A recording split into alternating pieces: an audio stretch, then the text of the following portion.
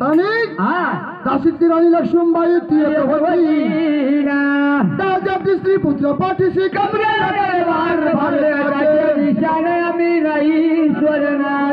स्त्री असून तिने आपल्या इंग्रजची झुंजा दिली बरोबर आणि त्या ठिकाणी ज्या टायमाला